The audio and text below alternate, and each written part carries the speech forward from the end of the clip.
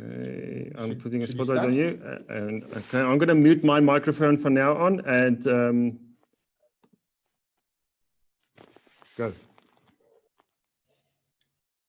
Good morning, colleagues, attendees of this webinar, our special webinar to commemorate Africa Day. This is a special one, colleagues, because of the situation that we find ourselves in. One would ask a question, why celebrate Africa Day? We all know on the 25th of May that it's Africa Day. So the reason for us to have that is to commemorate the founding of African Union, and that is to celebrate African solidarity, unity in diversity, creativity, challenges, and successes of our mother continent. This year's celebration, colleagues, ladies and gentlemen, is happening virtually due to the current situation that we find ourselves in of COVID-19 on the continent. The theme for this year is silencing the guns and creating conducive conditions for Africa's development and intensifying the fight against the COVID-19 pandemic. We have a couple of speakers, Dr. Ditsele and Dr. Chabalala, who will be speaking to us, sharing their insight, ladies and gentlemen. So welcome to all the attendees. And I also acknowledge the presence of our Vice Chancellor, Professor Dan Kwadi. Just to begin our webinar etiquette, colleagues and attendees, your microphones will be switched off automatically so that we have or improve the quality of our transmission. But you are able to comment on the Q&A or ask a question later that will be answered by other speakers. So please keep this engaging so that we can be able to enjoy our time and our program this morning. As we go on, colleagues, we are already into 16 minutes past 10. I would like to call upon the Vice Chancellor of the Northwest University, Prof. Dan, to also welcome us. Prof. Dan. Thank you, Professor Shaga. Am I audible? Can the colleagues hear me? You are audible, Prof. Thank you. Thanks a lot. It's a pity Warren is not perhaps aware of who has attended this conference at the moment for this meeting. My question and curiosity always comes to the celebrations of Africa Day or anything that's African, whether it still means to us, or to others who may consider themselves not African, and yet they are in Africa. So I know I don't want to talk politics, but many a times I've seen that it always gets celebrated from our Mafikeng campus, which is good, and I must congratulate the campus for always arranging and making sure that these activities don't go unnoticed. These days that mean so much to the continent do not go unnoticed. But I am a bit concerned about the stereotype that is there to say it's only us, Black people, and then the non-Blacks may not consider themselves African. That is something that I think maybe academics may have to enlighten us on that. Can't we have, as part of these celebrations, our Indian Africans We can have our whites who are also Africans also participating in this. And as such, even the participation coming from our Bosch campus more significant. Let me leave that one. Whenever we talk of Africa, I think in Setswana, Mema Poe, Dr. Poe, we always think of Halowe. For me, Africa takes us back to the good old days. That is what Halowe means, you know, back in the days. And not bringing in any politics, any African Union debates and structures. I always think of it from the communal point of view, you know, as a community. When somebody says, I've listened to Thabo Mbeki's I'm an African speech, when he talks about that, you can tell he's always referring to the good old days where there was peace, where there was freedom.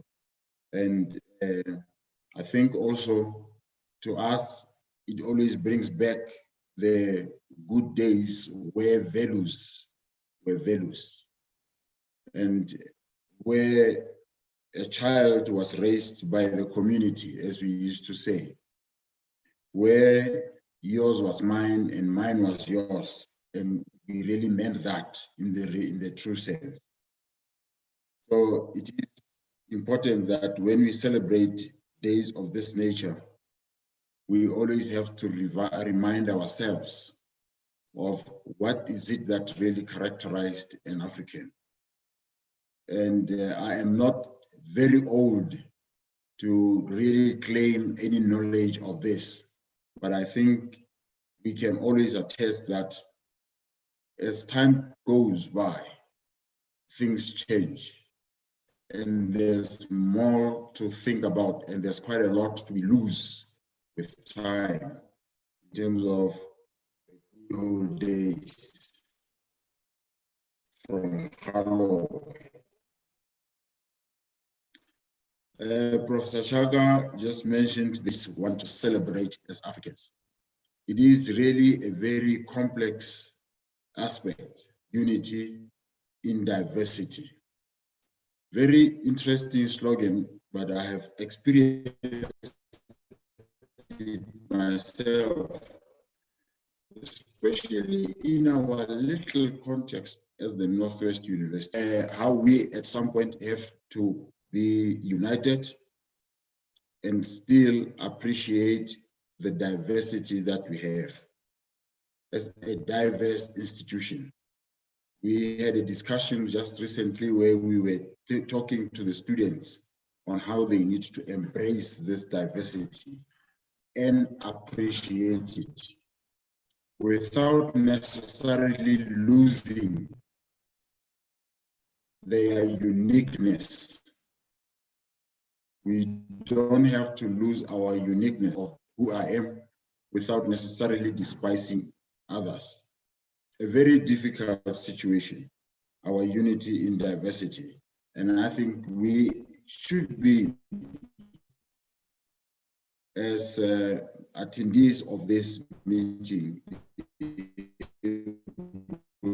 to unpack that so for us to be able to practice it and live it.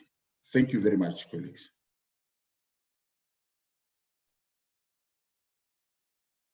Thank you so much, Prof. Dan. It's a thought-provoking intro and welcome. And indeed, I think this is actually an opportunity for us to take stock of what we are, where we are going, and going back to where we come from, and remembering indeed from what you say, Kohalowe in Setswana. There are concerns, and we do talk about such as we take stock into celebrating Africa Day. And just to remind ourselves of what does it mean for us to be African? Do we really embrace our uniqueness in this mother continent? And with this broad theme that we have today, silencing the guns, that to me was another element that had to be unpacked a great deal, creating conducive conditions for Africa's development and intensifying the fight against what we find ourselves in today, which is the pandemic, COVID-19. Colleagues, we have our two speakers, but I will begin with introducing our first speaker, Dr. Anka Bala, who's the director for Indigenous Knowledge-Based Technology, who will be speaking to us. Allow me, colleagues, to just read his biopic. Dr. Ang is the current National Director of Indigenous Knowledge-Based Technology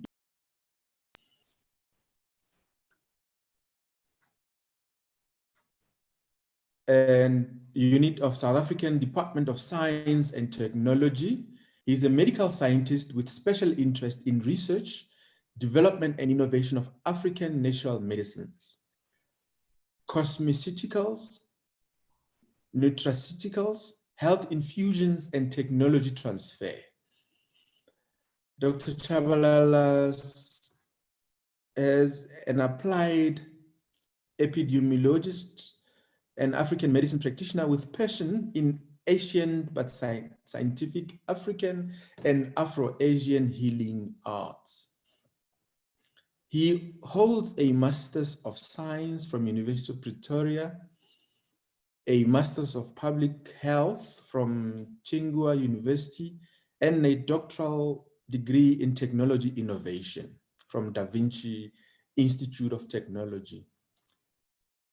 Dr. Chabalala's special craft is in systemization and interfacing ancient yet global knowledge systems with emerging sciences.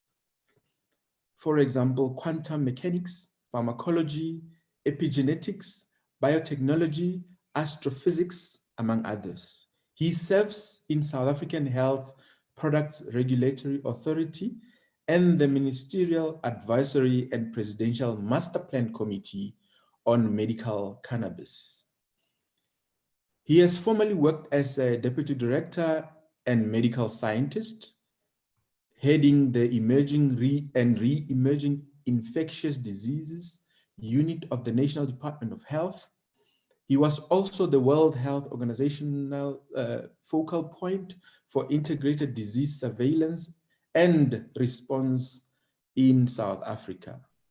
Colleagues, all attendees, I present to you now Dr. Anka Bala, who will speak to us now. Dr. Ang? Thank you so much. Thank you so much, Ndate Chaka. Really appreciate the University of the Northwest for inviting us to come and have a conversation on African medicines within the context of the pandemic. However, I would like to maybe start the journey by taking us hello, as Professor Huali said. But I'd also like to appreciate Prof. Huali in that he journeyed with us in person when we were creating the bachelor's degree in Indigenous Knowledge System. He was not only sitting in his office, he was traveling with us, he was attending the meetings, he was contributing. So Ntate Huali, I really appreciate the fact that now we have a degree in Indigenous Knowledge Systems. And I hope that we'll create many more from the streams that are within that degree. For example, one of the things that I would like to, maybe it's a challenge, I would like to challenge the university, is to take one of the streams in the health stream and really create a medical degree so that we have medical doctors qualified in African medicines, just as the Chinese and the Indians do. In China and India, you go to a university and you study the knowledge of the herbs, but also you study as a medical doctor how to diagnose, how to understand disease pathogenesis, how to prescribe medicines. So we need to look into those issues. And I'm looking at you because you are the pioneer. You have pioneered this work. So I hope we'll have conversations on how to do this. Already Venda has taken the challenge. UKZN, Professor Kaleni has taken the challenge. So all I can say, let's go, let's do it. I was requested to give a 20-25 minutes presentation on basically the work that we're doing at the Department of Science and Technology. So I will just quickly share my screen. I trust everyone can see the screen.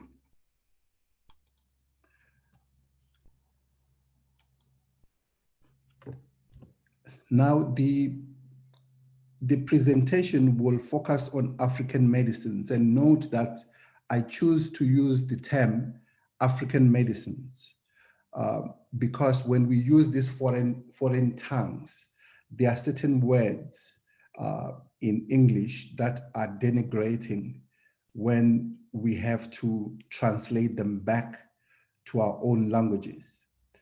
Now, we'll be talking about African medicines within the context of what is it that we're doing within the Department of Science and Innovation. However, I feel that research, development, and innovation could be a tool of unifying us as Africans, all the way from the Cape to Egypt, and some used to say from Morocco to Madagascar. Now, this is not necessarily my work. This is the work of the Indigenous Knowledge-Based Bioinnovation Consortium. This is the consortium of various universities in South Africa, our science councils, our indigenous knowledge holder organizations, but also various government departments at different levels, all the way to the municipalities.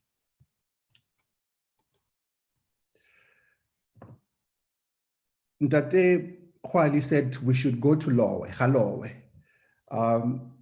So what I'll be talking about is really bringing up some of the things that I'm not sure if they are still forbidden, especially in academia, to talk about.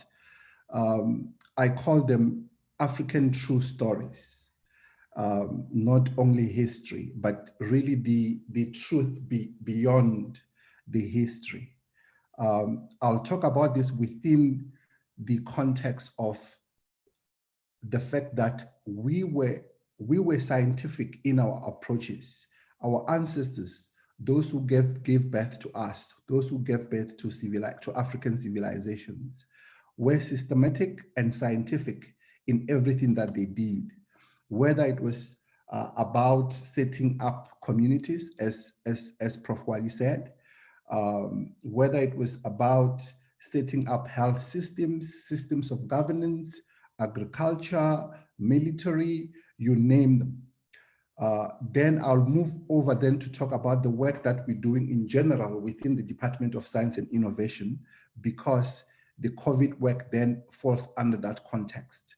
And I'll end up by sharing what I think should be the future prospect, maybe linking it to the African Union Agenda 2063.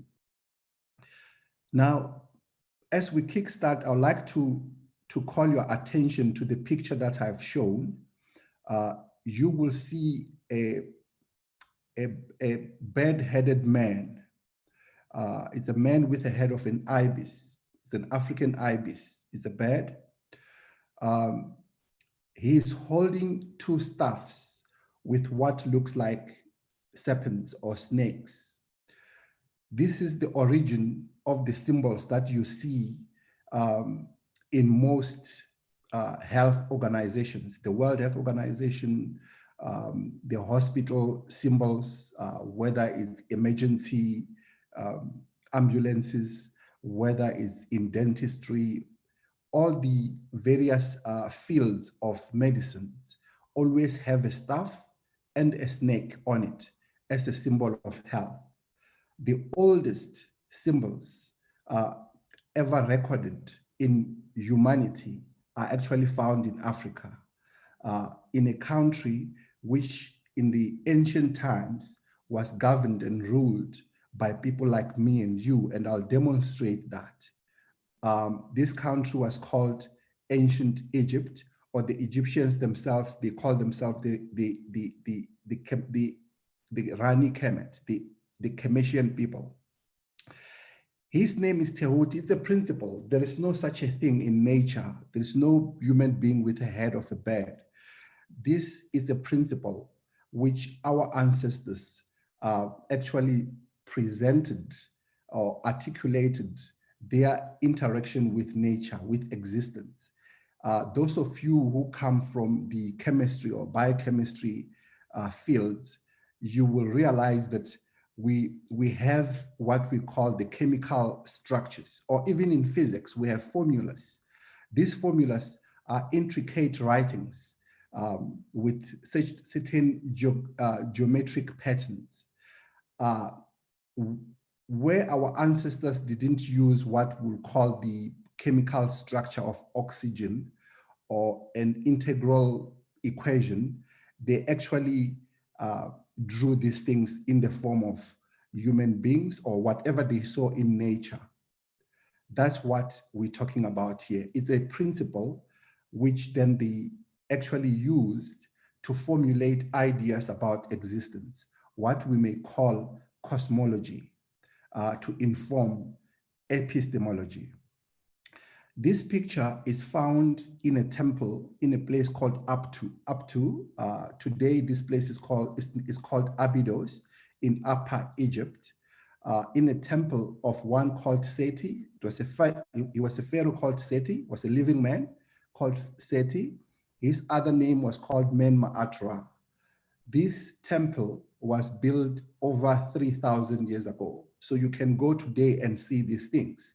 And this actually is my picture. I took this picture to demonstrate that these things are there. So now this is the beginning of what it is that we call Halo. Now this principle of Tehuti was used in the ancient times, and it was used by amazing African men. The most celebrated one is the one called Imhotep. Most of you will know him as Imhotep. He was not only a physician, meaning a medical doctor, he was a royal astronomer. When we talk about the SKA, the square kilometer array, for example, the meerkat, you can say he was dealing with those kind of things in antiquity.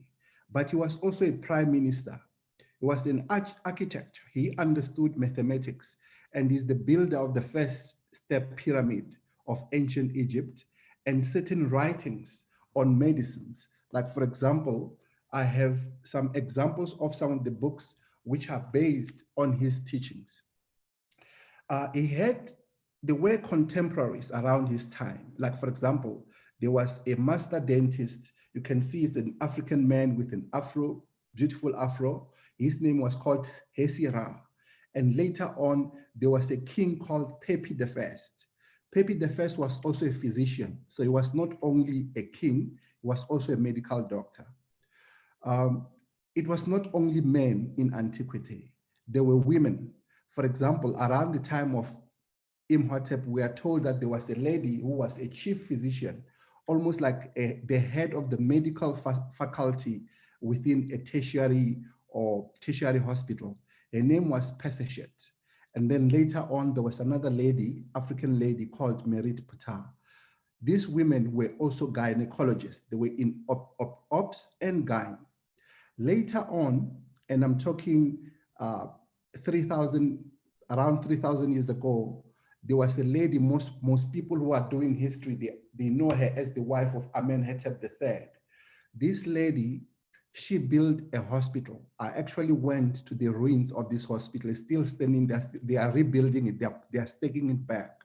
This hospital was almost like what you call a district hospital for child health. You could see how they were doing circumcision in those days for the young boys, but also you could see various tools which were used for women when women give birth. Our women didn't give birth lying on their back. They used to squat. These things are there, and they were actually commissioned by this lady called Queen Tiye 3,000 years ago. What I'm demonstrating here is that our ancestors were scientists, and particularly we had medical scientists, and of course we had scientists in other fields as well. That's the discussion for another day, and I hope these are the things that we can start building into curriculum. Now, you may say, how were they scientific? Give us the evidence. Yes, there is sufficient evidence, and this evidence is locked in the museums of the world. The Western world doesn't even have its own pride, its own heritage in its own museums. You find the majority of the artifacts in the northern world actually come from Africa, including its knowledge systems. Now, I would like to call your attention now to the right-hand corner. You'll see there's a brown paper there with some triangles and some writings. This is called today the Rind Mathematical Papyrus because it was stolen by some guy called Rind. However, this is the papyrus that was written by the gentleman at the left top corner of the screen. His name was called Amesh. Amesh lived around 1600 BCE in ancient Egypt. We're talking 3,600 years ago, and he lived during the time of a king. Closer to his picture, you will see two cartouches with a sage plant and a bee. That word means Neisut, which means king. So he lived during the time of King Nima-Atra. But this papyrus talks about another king that he was copying the information which was actually previously written in another papyrus, which is said that is as old as Imhotep during the times of Ra. And we can actually go back and find out who this Ra, when did he live? He actually lived during the time of Imhotep. But in this papyrus, it talks about a methodology, a research methodology, which in ancient Kemet was called Tep Chesep. So Tep Chesep simply means the research methodology. And on the heading, I've actually typed the whole statement, the first statement on this papyrus, whereby the mathematicians of that time were saying that it's in Tep Chesep, the correct methodology. It is important that you as a scientist discern or reckon the correct methodologies of investigating nature. Most of us that call ourselves scientists, we are called natural scientists. We investigate nature. Physics is nature. The ancient Africans said we need to come up with the correct methodologies of investigating nature. Then we'll be able to discern the unknown, almost like in the papyrus, you will be able to resolve X, if I may use that term. You will know everything that is concealed, everything that is hidden, the secrets. So we resolve the unknown. That's the basis of research methodologies. And the first multicolored diagram that I've shown here, it shows the various steps that they were using that are written in that papyrus.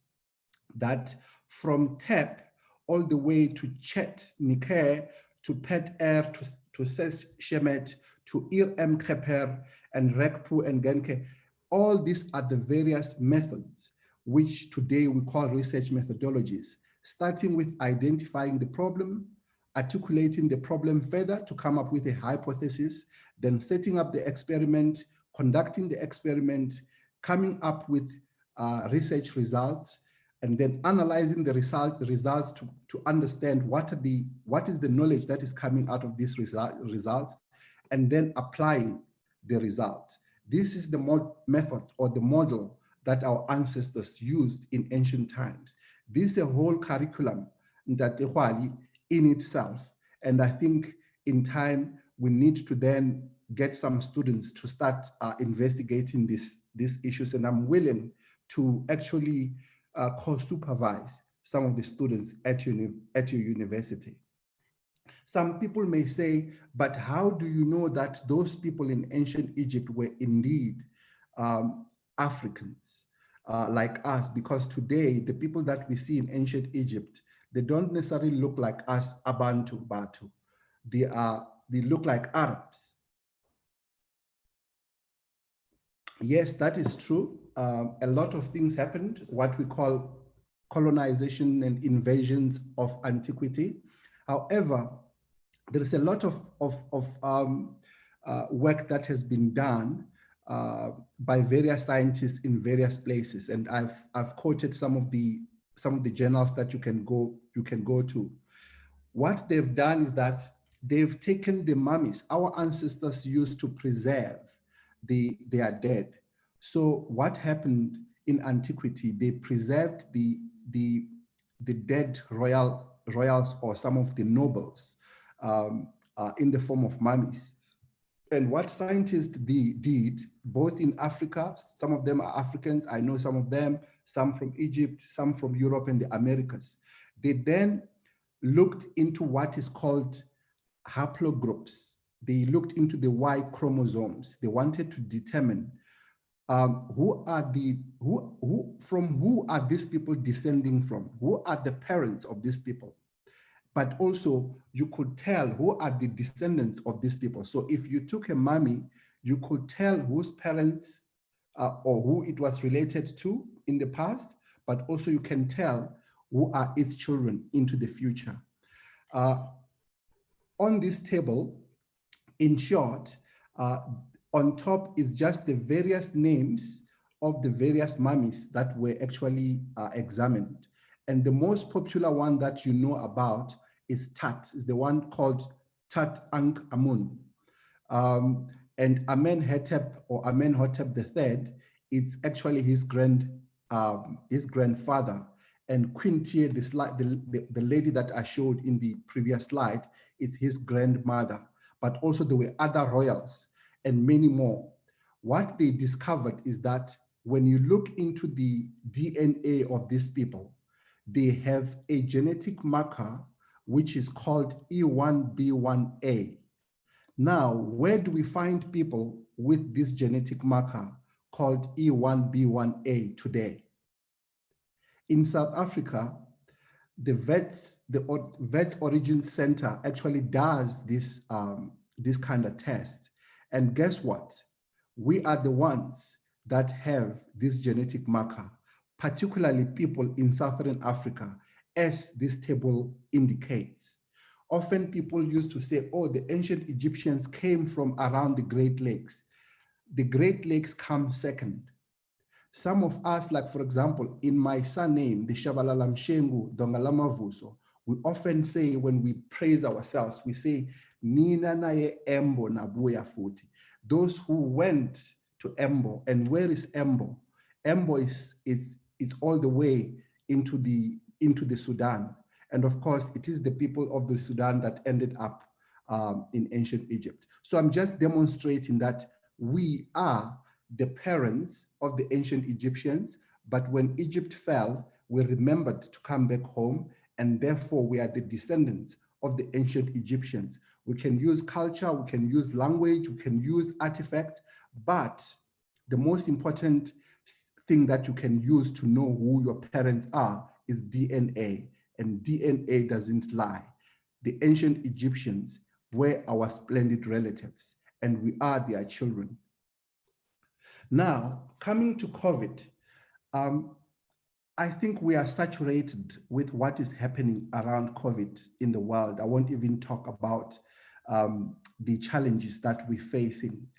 You all know, ranging from economics to poverty, and of course, people are dying. But we are told that there are various interventions that need to be put in place. What you hear more often is that test. We need to test and test and test. And that's very essential because you need to know where the disease is. And this is the realm of epidemiology.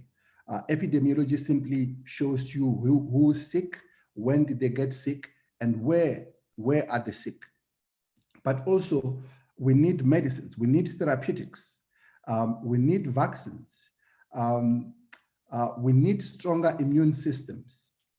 But also, you hear about personal and environmental hygiene, the importance of social distancing, washing hands, and all those things. What is it that we are doing in South Africa, at least from the African medicines perspective? The principles in Africa or in African systems of healing is two. One is that prevention is better than cure, not only at environmental level, at external level, at physical level in terms of, washing hands, social distancing, but also we need to strengthen our immune systems. Hence, we talk about let your food be your medicine and your medicine be your food. Actually, these are the sayings of Imhotep, we are told. So if we then prevent the disease environmentally before it contacts us, but also internally by consuming foods and medicines that will strengthen our immune system, then we don't have to worry any further. However, for those who are pre-exposed because of comorbidity, meaning that they may be having other diseases, then it's important for us to have medicines that can actually be used to kill the agent, whether it's the virus or whether it's the bacteria, or reverse things if it's non-communicable diseases. And of course, vaccines, but vaccines will take forever. Now, in the department, what is it that we're doing? I have said that we actually do our work within certain principles. What we have created within the department, and actually this was part of my PhD, I created what we call Ubuntu-based bioinnovation model, of course, with our wisdom keepers, with our African medicines practitioners, with our indigenous knowledge systems. We looked into how should we do research based on our own ontology, our own cosmologies, which then inform how we do things, axiology, then moving into epistemology, and then ideation. This model, which we use within my unit, the Indigenous Knowledge-Based Technology Innovation, the Ubuntu-based innovation model, is of course based on the two cosmology. It's another topic which we'll talk some other time. However, as you can see, the model is secular, but also is interrelated, is interconnected. Each sphere is interdependent to another sphere. That's how we operate as Africans. We are interconnected, we are interrelated, we are interdependent. And parts of the system are actually part of the whole. So there is the recognition of umuntu ngumuntu ngabantu. One sphere is related to other sphere and related to the whole. So we start with the idea generation, the conception of our research projects. All our research projects are actually based on indigenous knowledge. What I'm saying is that doing research on a plant, doing some pharmacology on an indigenous plant doesn't necessarily translate into indigenous knowledge systems. There is a whole body of knowledge when we talk about indigenous knowledge systems. So this is where we start. We start this work with the knowledge holders, and then we come up with concept together with the knowledge holders. Scientists don't just decide on what we need to do on themselves, by themselves, excluding knowledge holders. Our model is inclusive. Then we do integral research and development, or integral research and discovery, meaning that we use multidisciplinary and transdisciplinary approaches. We don't use one Cartesian model. We use all various models. And here We even develop new research methodologies. Basically, we decolonize the scientific methods. That's our mandate, and that's what we are mandated to do, not only by government, but actually by the indigenous knowledge holders, so that whatever results come out actually speak to what the knowledge holders have said. Then we do inclusive innovation. Inclusive meaning that everything that we do with the knowledge holders. For example, if Ndate Chaka is a knowledge holder and he wants us to do research on his product, we do research and we come up with a product according to how he wants it. We only do that within controlled measures in the lab. However, everything should be according to how he wants it. So the innovation models that we have are inclusive of the ancient African knowledge systems. The next step is localized technology transfer and incubation. If the knowledge comes from Mokobong, we don't develop industries in Mamelodi. We take that knowledge back where it's coming from so that we create jobs for the youth and the women, but also so that our elders, who are the ones that are knowledgeable, can then continue transferring the knowledge to those who will be creating all these small, medium enterprises, like propagation of the plants, but also, as I'll show, we also build some of the facilities in these areas. This is then linked to holistic enterprises, where we trained those who came up with the knowledge in entrepreneurship, on finances, on how to understand the products, on commercialization. Like this, we then start commercializing our knowledge system, what we call conscious commerce. We don't encourage our people to lie about their product, because we would have done research. Then whatever people will be talking about is based on ancient knowledge system, which is just supported by modern science. We don't do science to validate ancient knowledge system. It's only to valorize, to add value. We are clear about that. That's the model that we use in general. And in terms of the work that we're doing in COVID, we follow these models. At the moment, we have selected some herbs together with the healers, and then we're subjecting them to this system currently. And how do we do this? We have a program. So we work on natural medicines themselves.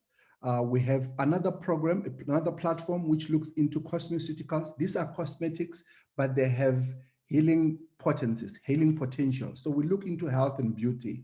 Then we look into nutraceuticals. These are the foods, functional foods, but they have healing properties. Whether it's nutraceuticals, whether it's raw food, we have health beverages or health infusions. It is the infusions that we drink, not because it's tea time. These are the things, these are the herbs that we have created for our people to drink because they are benefits. Good example is the work that we're doing in Mokholeng on Moritela Tshweni. We have a project there, and we have demonstrated that this project is anti-diabetic. It has got anti-cholesterol properties, it's anti-hypertensive, it has got antioxidants, meaning that as you're drinking these herbs, you're getting healthier and healthier. And as a result, it's easier for your body to then fight the disease. And as I said, then we then put in place incubation facilities and then also entrepreneurship. This is the inclusive quadruple model, which is basically based on Ubuntu. Now, when it comes to the potential of African medicines, South Africa is actually the third most biodiverse country in the world with medicinal plants, meaning that we've got various types of medicines. We are number 3 as compared to Brazil and Indonesia. Brazil is number 1 because of the Amazon, but Indonesia has over 1,000 islands with various plants there. But imagine if we were to unite as Africans, if we were to bring what the DRC has, if we were to bring what the Gabon has, what Niger has. Brazil will be number 17 because Africa is the biggest continent and we have a myriad of these things. And the World Health Organization says that Africans, 80% of Africans, we see an African medicine practitioner before we could even go to a clinic. Now, imagine if we could then develop systems, hence the call for the degree in Tatehwale, hence the call that we systematize our medicines, but also we create a medical degree where our children can learn about healing. They can know how to diagnose. They can understand how to prescribe these medicines. We have over 300,000 African traditional practitioners. Over 3,000. This country needs to start acknowledging this human resource. Now we have COVID. If these people were supported, our health system shouldn't buckle down, because we would have a parallel system well supported like in China and India with hospitals and clinics, whereby then there will be sufficient health facilities to support our patients. However, at economic level, we have a competitive advantage because it is said that the natural products market, it's over almost $2 trillion US. We only need 3% of this market for us to actually start creating jobs and really reversing poverty. I'm just sharing the potential of our products, our indigenous knowledge systems, but also our innovation capacity. This is the model that we use. Before we could do research, we actually make sure that there are agreements that are set up between our scientists and our knowledge holders. We have biocultural protocols that our sister unit has developed. So we use these systems. We've got various agreements that need to be put in place, especially around access and benefit sharing. Then we do biomedical research, including clinical research. This is the main mandate of our unit. This is what we do at the Department of Science and Innovation. However, we do plant science because we need to propagate these products, these plants, because most of them are becoming extinct. Then we do product development, as I said, local technology transfer. So basically, if we come up with products, we then go to the local municipalities, but also to the tribal authorities, ask for land so that we build, we cultivate these plants. We also build these manufacturing facilities at community level. On top of that, we also then train our wisdom keepers, our knowledge holders in various business development processes. We take them through the Innovation Hub and the South African Bureau of Standards. And finally, we then support them in terms of entrepreneurship.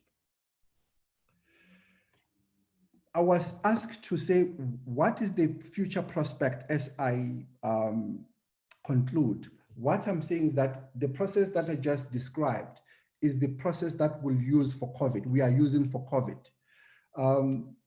What we are actually thinking about in the next for the next 10 years and beyond, in line with the NDP, but also with the AU's Agenda 2063.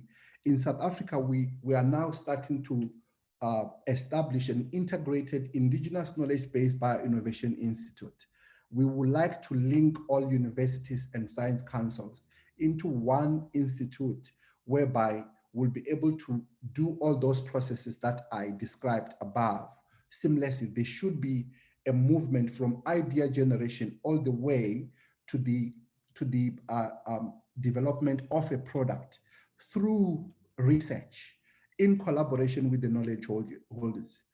That's one, that's the institute. And I would like to invite your university, Ntotechwali, especially the preclinical section of your university, to be part of this, to embrace the principles of Ubuntu when we're doing research, to embrace the importance of access and benefit sharing if we're getting information and knowledge from the knowledge holders.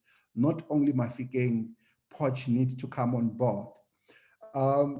Finally, we are looking into then working with the Department of Small Business Development, the DTI, Trade and Industry, Environment and Forestry. We have a concept which was launched sometimes last year called I think 2 years ago, it's called the BioPanza. And we've established a fund, but this fund will be focusing more on innovation and building manufacturing facilities at district level according to the district model. Like this, then we'll be able to restore dignity to our people, bring in economic freedom, self-determination, improve quality of health, and build thriving societies by reversing inequality, alleviating poverty, coming up with job creation, and making sure that we own the means of production. Thank you so much.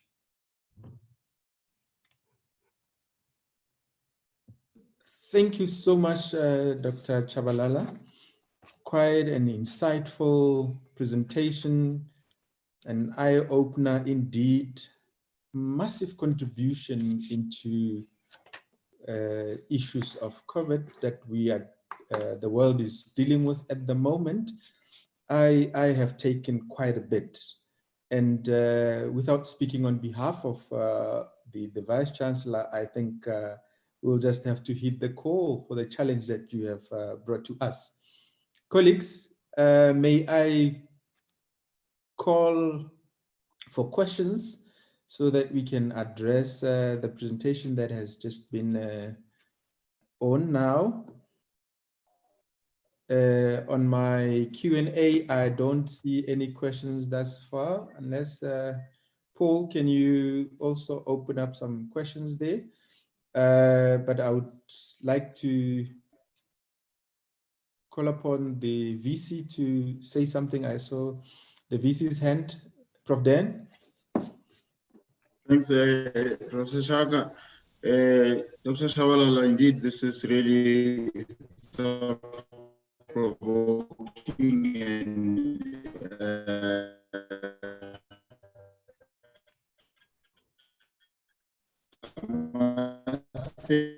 as far as the medical intention and our takes, to have a medical school, you know that in terms of our pharmacy faculty, we are actually the leader in the sector as far as that is concerned. And it only takes political will. I always say when I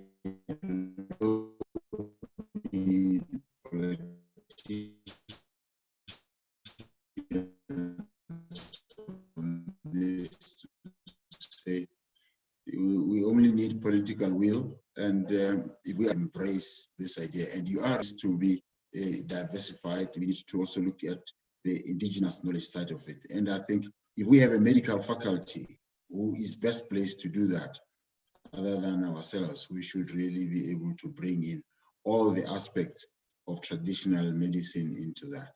Thank you very much, and I will take your recommendation and your invitation to participate in the others. I will request the relevant faculties, and Dr. Shaga, please, you will be on my case on that, assist me how we have to take this down into these issues.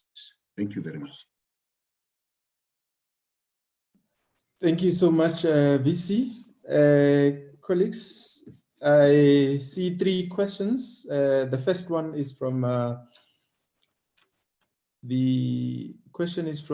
Dr. Muteo Koitsiwi.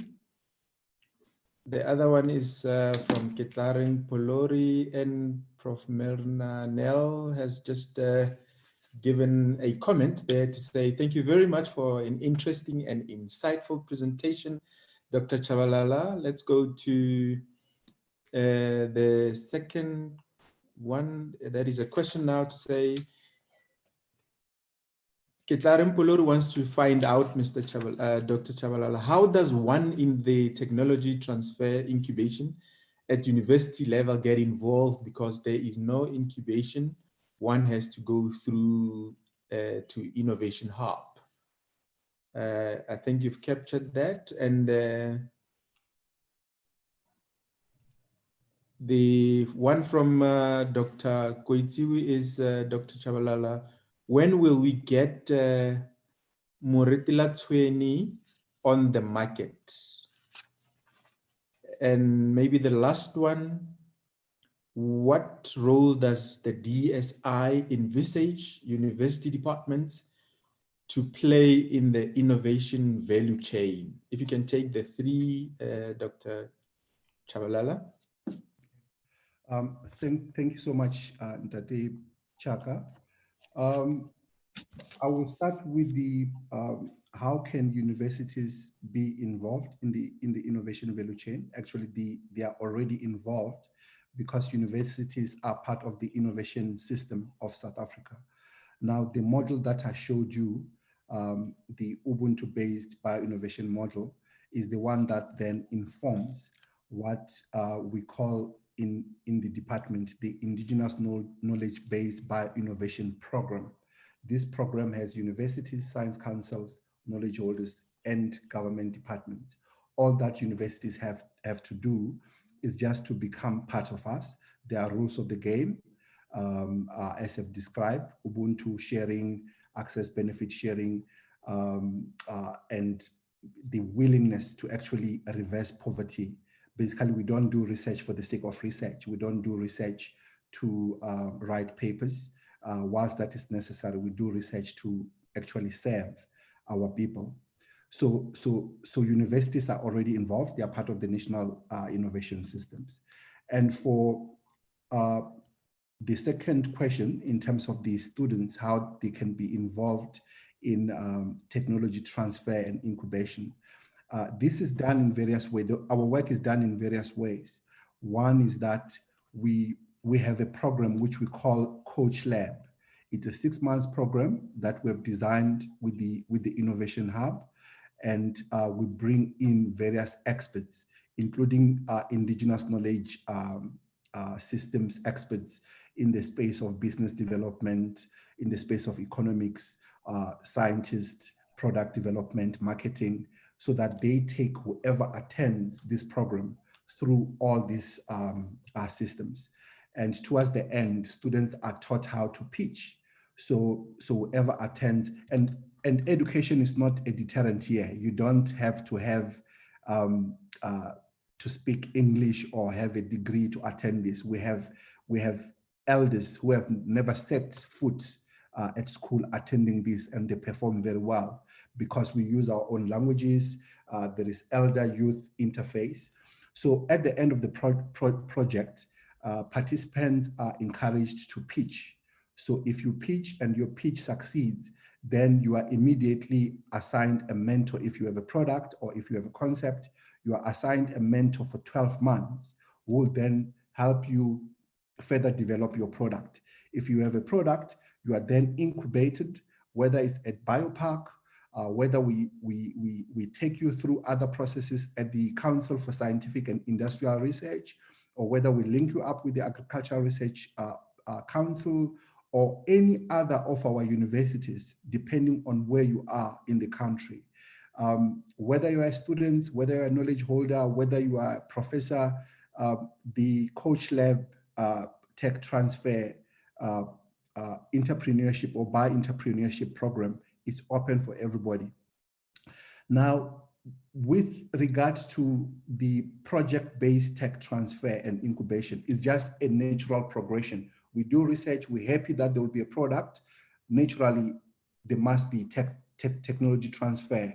Like, for example, the work that we're doing in Zeras, in some of the communities, Ubung,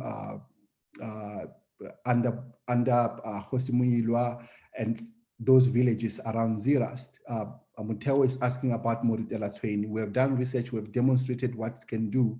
The next step now is to then work with relevant department in terms of raising funds to then put together propagation facilities, meaning that we need to grow Moritela training according to good agricultural practices so that we don't just harvest from the wild, or else it will go extinct.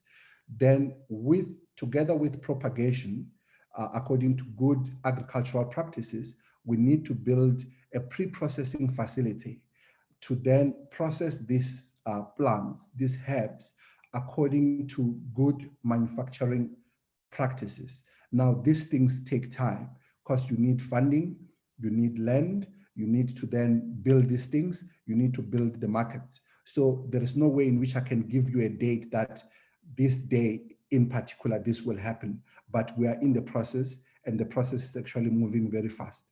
Thank you so much. I think these are the three questions that I saw or recognized. Thank you, Ntate. Okay, thank you so much, Doc. We have a couple of comments as well. And I must say, Doc, you found yourself a student who wants to work with you on a couple of papers. A student is from University of Venda. So we'll just get these details and then we'll link you up with the student. One comment that I think you need to also know is your presentation is quite insightful and it's quite evident that science was and is still an integral part of the African way of living. As such, the world as we know it today is built on these knowledge systems. Therefore, it needs to be embedded in the curricula as a means to teach the future. So those are just some of the comments that came through. And yeah, for now, this is what we have, colleagues, and we are at 11:15 now. So if you still have questions, colleagues, please write them up on the Q&A window there, and we will go back to them as we get to call our next speaker now, which is Dr. Thabo Ditsele. Allow me to read his biopic as well as he prepares to touch his presentation. Dr. Ditsele hails from the Northwest in Tlhabane, Rustenburg. He obtained his UDE S in English and Mathematics at Tlhabane College of Education and has a BA in Setswana and Communication as a major and a BE Admin Honors majoring in Industrial Relations from the Northwest University Mafeking campus. He obtained his MPhil in Second Language Studies at Stellenbosch University and continued to do his DTech and obtained it at Tshwane University of Technology. And he's currently pursuing his second PhD in linguistics at UCT. Dr. Ditsele is a senior lecturer at Tshwane University of Technology, where he mainly teaches sociolinguistics and supervises postgraduate students working on sociolinguistic topics. His research interests are contact language, language and identity, language attitudes, language policy and planning, as well as multilingualism. He is a leading researcher on Sipitori and has read nearly 30 papers at conferences, national and international, as well as he has published about 10 articles, journal articles on Setswana novel titled Maile Maila Bohanana and 2 Setswana short stories, an anthology titled Pelo e Kganne Molora. His latest book is titled From an Obscure Village to Around the World. This is a non-fiction book written in English, and it's based on his visit to 29 countries in 5 habitable continents, and that book will be published soon. Dr. Ditsele, we are in your hands now. Over to you, sir.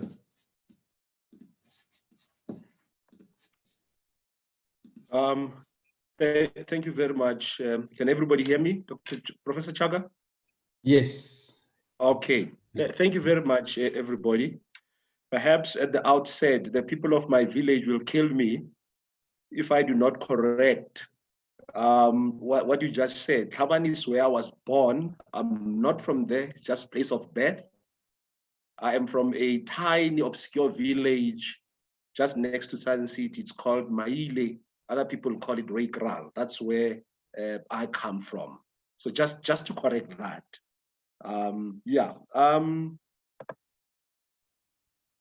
will begin my presentation, or perhaps let me put it this way. That would be the title of my presentation, Uniting Africa Through Developing and Effectively Using Her Linguistic Heritage. Now, I have decided to, when I worked on my presentation, I decided to put it more of a talk as opposed to a conference presentation. That's why you would see that it appears in full sentences. Ordinarily at a conference, it would have been just bullet points that I will take people through. Also, because we are on Zoom, some people, from time to time, I might not be audible. Thus, my audience will be in a position to read the full sentences. Please remember to share the screen with us. Okay, can you see the presentation? Not yet. Okay, just a second.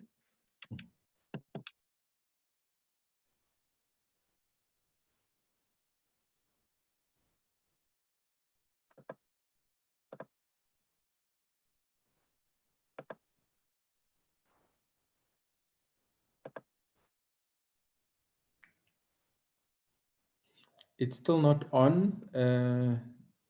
Okay, are you able to see it now? I think it's coming through now. Professor Chaka, are you able to see the presentation? Yes, now it's on. Professor Chaka? Yes, it's on now. Thank you.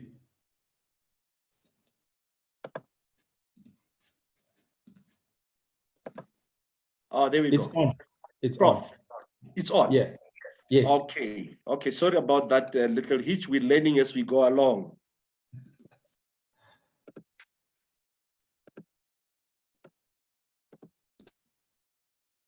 Okay. Yes.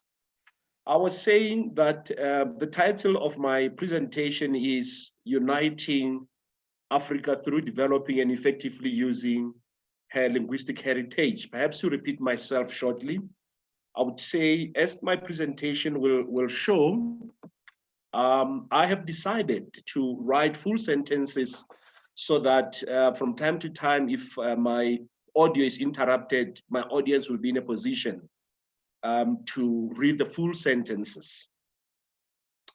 Now, at the opening of my talk, at the outset of my talk,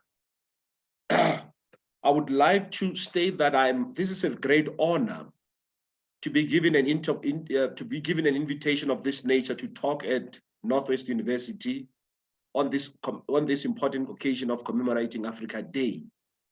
And let me start off by saying Happy Africa Day to all of you. Now, nearly 25 years ago, I was a student at this university's Mafikeng campus. And as a dreamer, I imagined that someday I will play some small role at my alma mater. And this invitation represents that dream. I have been invited to give talks at universities in places such as Michigan and Minnesota in the United States, as well as in Cologne, Germany. However, this invitation surpasses all of them because Northwest is where I was groomed en route to being a scholar in linguistics. And Northwest is my home. This is where I was born and bred. On winning a summer, the late Brahima Sikela remarked, I beg your pardon, that nothing is bigger than being honored at home. That would be the space that I am in. Professor Khwadi, on behalf of the community of Northwest University, for acknowledging my small contribution to society through this invitation. I am proud to be associated with my alma mater. the Northwest University. When my former Setswana lecturer, Dr. Powe, contacted me about this talk, we explored what would be befitting to talk about from the perspective of a sociolinguist and a linguistic anthropologist. We then decided that I should address the audience on this topic that I've already outlined. As my talk progresses, my audience will pick up that my analysis of language matters is not aimed at being politically correct, but on reflecting the relationship between language and society in Africa, as I see it and as I have studied it. In addressing you, I will focus or touch on the following key points. The first being the objectives of the OAU, the predecessor for African Union, language rights being human rights, the AU measures, African linguistic heritage, language attitudes, where should we be relative to where we are?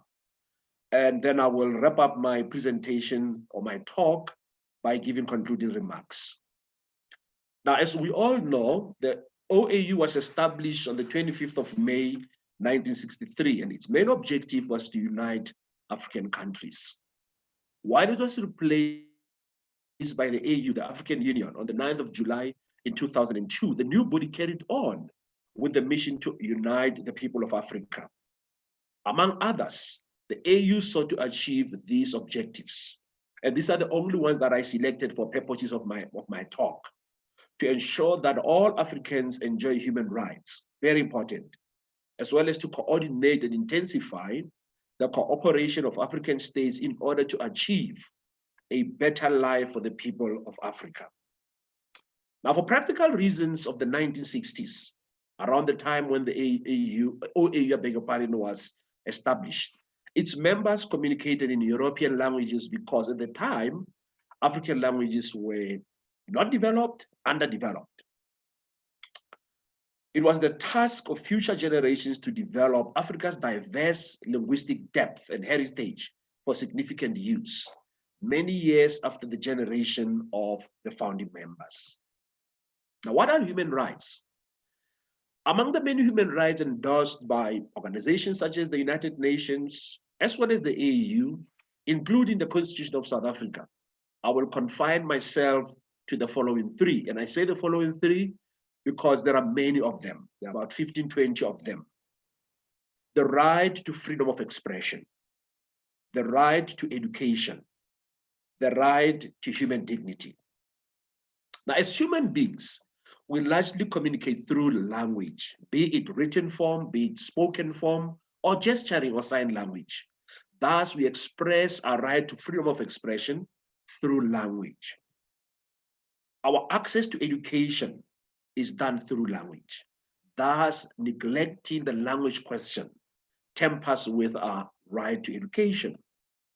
Our human dignity is fully restored when we are adequately educated through language, know how to express ourselves freely through language, and speak out through language when our rights to human dignity have been violated. As such, language is at the epicenter of access to our rights. A violation of our language rights is a violation of our human rights. In other words, language rights are human rights. Now let's look at the measures that the OAU, later the AU, have adopted to take Africa forward. In 2001, the OAU set up a body called ACALAN, in full Academy of African Languages, to specifically focus on language development of African languages because they are not where they should be. And if you subtract 1963 from 2001, that gives you 38 years. So something was done. There was some recognition that African languages are not where they should be. This body, the Academy of African Languages, its main task was to develop and promote African languages so that they can be used in all domains of society. Not just in vain or in isolation, but in partnership with the languages that Africa inherited from colonization. In other words, English, French, Portuguese, and Spanish in the main. Akerland has identified 15 cross-border African languages which should be developed further for use in their respective regions. And by the way, this is the first batch and not the only batch. In other words, success of the first batch would lead to go into the second batch. In the case of Southern Africa, a language called Chichewa or Chinyanga and Setswana were selected by Akerland. Now, for those who do not know where Chichewa is spoken, it is spoken in 4 countries in Southern Africa, in Malawi and Zambia, where it has official status, in Mozambique and Zimbabwe. Setswana is also spoken in 4 countries in Southern Africa, right here in South Africa, neighboring Botswana, neighboring Zimbabwe, where it has official status, as well as in Namibia. These languages, the 15 of them, are supported by the EU. They constitute Africa's linguistic heritage. But do we know what the linguistic heritage of Africa is? Now we have to look at that. It is constituted by languages which the people of Africa have been communicating in during past centuries or in the pre-colonial era, that is before the Europeans set their foot on our shores. And such languages developed during the colonial era. Some examples, isiXhosa right here in South Africa, and Ushbambo in Namibia, Hausa and Yoruba in West Africa, Kiswahili in East Africa, etc. These languages have settled as standard varieties. The second group would be the languages that people of Africa have learned from colonialists, and dare I say, speak eloquently. These are languages such as English, French, Portuguese, Spanish, initially Dutch, which later developed into Afrikaans, and German. And vocabularies from these languages were transferred into African languages. The third category would be languages that have developed due to contact with one another, mainly in urban areas. Languages or varieties such as Sipitori, which is spoken in here in Tshwane, and parts of Brets, Town Bemba, that is spoken in the Copperbelt region in Zambia and the DRC, Dakar Wolof, which is spoken in Senegal. They are largely used for communication in informal settings. They do not have standard, or they are not standard varieties as we speak. For instance, if you look at an urban variety such as Sipitori, if you want to learn more about it, I've done a lot of research on it. You just Google my name and Sipitori, and it will take you to the various publications and talks that I have given on this variety. The last one would be the varieties that Africans have manipulated out of standard and non-standard varieties for communication in certain domains. Right here in South Africa, even in Southern Africa, Lesotho, Swaziland, Botswana included, it's a variety that we know as Tsotsitaal. Singamto, spoken in Zimbabwe, especially in the Matabeleland region in Zimbabwe. Shem, spoken in Kenya, in Tanzania, in Uganda, in East Africa. And Kemfranglei is spoken in Cameroon. I might also include another variety called Nochi, which is spoken in Cote d'Ivoire. Now, these are largely spoken by the youth. And I say largely because it's not only the youth that speak them. Their concentration is the youth. Now, what sort of attitudes do we have towards the various categories of languages that form the linguistic heritage of our continent? These are attitudes such as English, French, Portuguese, Spanish, Afrikaans, or Afrikaans that comes from Dutch, German should not be included as part of Africa's linguistic heritage. If that is the case, then a simple test would be, take any book that has been written in African languages, cross out all the words which were coined or adapted from these languages, and see how much you are left with. You can do that immediately after this talk and see how much percentage you'll be left with whether your copy is going to be comprehensible. Urban varieties such as Ipidori, Town Bempa, Dakar Wolf, there are people in certain quarters who say that they are a nuisance, an irritation to standard varieties that should not be celebrated. Well, I hold a different view. The sooner we realize that these varieties are here to stay, they're not going anywhere, the better. They developed in Africa, spoken in Africa, and bring Africans together. They too should be celebrated. The same holds for manipulated varieties, which my good friend at UCT, Professor Ellen Hest, calls dialects.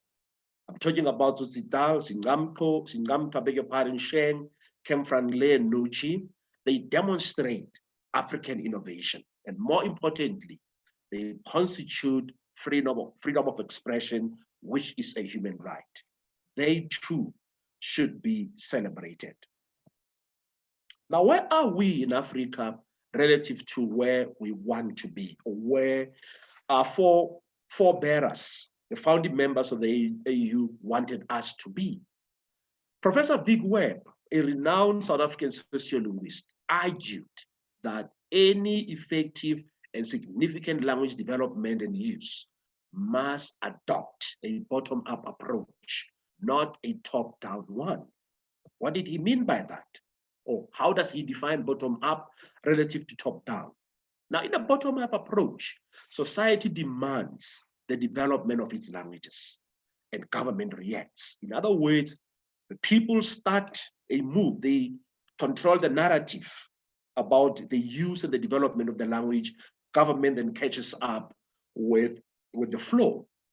Whereas in a top-down approach, you have a situation where society sits back and expects government to lead the narrative or the discourse about language development.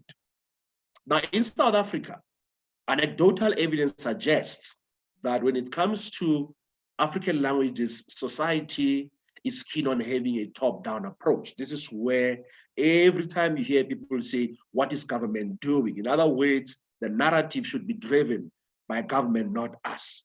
That's a top-down approach. Calls to develop African languages only get amplified during September, the month that we celebrate our heritage. And on the 21st of February, which is known as the International Mother Language Day or Mother Tongue Day, and such calls die down or disappear in the other 11 months. So if you were to trace around the 5th of October, people no longer talk about heritage anymore. It's a subject matter that belongs to September. It does not belong to October. It doesn't belong to December or any other month. Now, September 2021 is upon us. And when it arrives, each one of us should ask themselves a question. What is stopping me from fully expressing myself as a proud African every other month, every other day? Not wait for the 21st of February or wait for the month of September. It has to be our way of living. On radio, corridors, different offices, rise, parents complain about government not considering African languages as options at many ex-Model C schools, I beg your pardon. That's a top-down approach. However, when it comes to participation or taking an active role in meetings called by the SGBs to introduce African language at such schools, such people are nowhere to be found. Such a move would be symbolic of a bottom-up approach, not a top-down one. It appears that parents and society at large do not fully appreciate the fact that all languages, all developed languages like English, French, were once underdeveloped. It took passion, effort, and resources to get them where they are today. We didn't go too far. Afrikaans, which is the youngest language in South Africa, is a good example of a bottom-up approach. If you study the history of this language, commoners in the 1870s or from the 1870s did something about what at the time was called Kombeistan. kitchen Dutch. They threw resources into it, and remember at the time, the Dutch were not in power. Powerless as they were at the time, they managed to put the resources or pull their resources together to develop this language, which, by the way, today can be used from crèche or kindergarten all the way up to PhD. It just didn't fall from the sky. Effort was put into this project. What perhaps explained the slow pace of developing many African languages is what is known as static maintenance syndrome. This was suggested by the late sociolinguist Dr. Neville Alexander, a renowned South African language policy and planning scholar.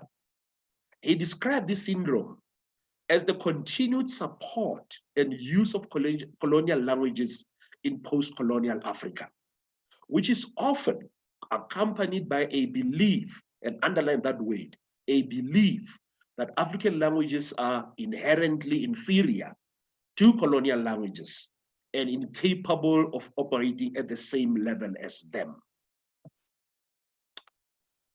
This may explain why strong competence in English, for example, in South Africa, French in the DRC, Portuguese in Mozambique, that explains why they're mistaken for intelligence, sophistication, etc. And the opposite holds true. In other words, if you do not have strong competence, if you have weak competence, you possibly couldn't be intelligent, you are not sophisticated, and the like. Now, if static maintenance syndrome is sustained, we will continue to hear complaints about African governments not doing enough to develop and promote African languages. Top-down approach. But we play little or no role in demanding that they be used in formal domains, bottom up, so that gaps can be identified and then addressed. Case in point, when Afrikaans became, or when the people decided to use Afrikaans in schooling in 1914, it's clear that it didn't have enough terminology. Gaps were identified then, they were filled. Today, more than 100 years ago, Afrikaans has got vocabulary in every significant subfield that we can think of, thanks to the decision of 1914. In the case of South Africa would see the need to extend the spirit of Heritage Month to other months. And it would be a regular scene to see someone wearing colors associated with specific ethnic groups and not ask, because this is a very common question if you're wearing traditional regalia. What's the occasion today? In other words, when you reflect who you are as an African, it has certain domains. You have to do it at a wedding or when you're attending some other function. It cannot just be a regular occurrence. With regards to right to education, government introduced, and I'm talking about the South African government, introduced language and education policy of 1997 and language policy for higher education in 2002, with a view to develop and promote the use of African languages in education. Successes of these policies are yet to be felt in general terms, and can only be felt through a bottom-up approach. That is, parents should demand their use at basic and higher education level. I'm aware that my alma mater, Northwest University, is very strong when it comes to the development of Setswana as a language that has currency. If you open the website, for instance, it asks you, would you like to continue in English, in Afrikaans, or in Setswana? That's how, those are the strides that the university has made in promoting Setswana as a language that was previously marginalized. The late Dr. Neville Alexander asked this question: do you know of any developed country that teaches its children in second languages? I'm not going to answer that question because it's a rhetorical one. The jury is still out whether teaching African children, particularly at foundation phase, in a second language, which to some qualifies as a foreign language, is a violation of their right to education. Elsewhere in the world, in Europe, Western Europe, the answer is a simple yes. It is a violation of this right. In Scandinavian countries, for instance, they do teach their children in English, but only at the later stages, not at the beginning. This question is even more crucial when one considers the fact that many such children struggle through their basic education years and later higher education years because they never found their footing in English, in French, in Portuguese, you name it. They struggle throughout their experience in education. Going forward, Africa should look seriously, or it should seriously look into the language question in education. Africa should explore how African languages can play a more meaningful role in the education of her children, while retaining and celebrating her diversity. Multilingualism should not be an excuse for leaving out or not using African languages in significant domains such as education. It cannot be that African languages are good enough mainly for exchanging pleasantries, for telling jokes and stuff like that. They should really make inroads and be used in more or in domains beyond these ones. In conclusion, I would like to say that the founding members of the AU laid a foundation for future generations to take the baton and run with it in terms of language development of African languages and effective use of the languages. That meant a concerted effort to ensure that one day they should be used in all domains of society in partnership with the languages inherited from colonization. As the current generations of the people of Africa prepare to commemorate the next Africa Day in 2021, and many years thereafter, they must ask themselves tough questions, such as how do we, one, ensure that Africans enjoy human rights, including language rights, intensify the cooperation of African states in order to achieve a better life for the people of Africa. Africa can unite and achieve a better life for her people if she fully developed and effectively used her linguistic heritage. This, however, starts with her people believing in themselves and in the untapped potential of their languages. Professor Chaka, thank you once more. Happy Africa Day to all of you. And in Setswana, I would like to conclude by saying, Pula. Pula right. Thank you so much, Dr. Ditzele, for such an insightful presentation. It is indeed a call for action for us to keep on keeping on in terms of having to create more discourse in as far as language is concerned. Language is an important aspect of our development. And one of the things that you mentioned at Northwest University, we have a multilingual policy, and we are really taking strides in making sure that we promote Setswana as an African language. So one of the things that we have there is to ensure that we develop language for access and success. So it's really important. And we have 4 official languages at Northwest University.